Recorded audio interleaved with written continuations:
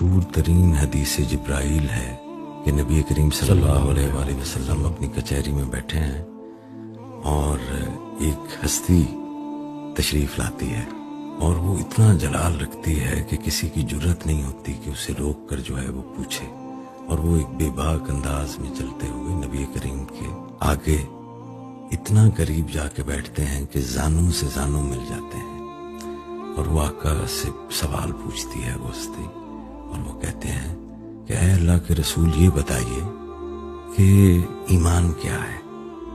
تو آقا دو جہاں بتاتے ہیں روز محشر پہ ملائکہ پہ، جو ہمارے ایمان مجمل کا حصہ ہے۔ تو وہ ہستی کہتی ہے کہ آپ نے ٹھیک کہا۔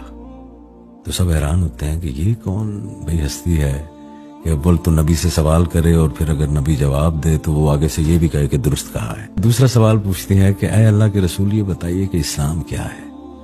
تو آقا کریم اسلام کے جو 5 رکن ہیں، نماز، روزہ، حج، زکوٰۃ، یہ جو ہے وہ بتاتے ہیں۔ وہ ہستی پھر سے کہتی ہے کہ آپ نے درست کہا۔ تیسرا سوال پھر وہ ہستی کرتی ہے کہ اے اللہ کے رسول یہ بتائیے کہ احسان کیا ہے؟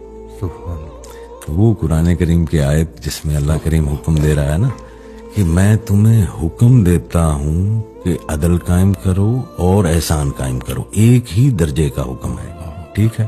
تو اب احسان کیا ہے؟ یہ سوال ہوتا ہے آقا سے، اور آقا فرماتے ہیں کہ یوں عبادت کرنا کہ جیسے تم خدا کو دیکھ رہے ہو، نہیں تو کم از کم یوں کہ جیسے خدا تمہیں دیکھ رہا ہے۔ سبحان اللہ۔ یہ ہے احسان، اور یہ احسان ہی تصوف ہے۔ سبحان اللہ جی۔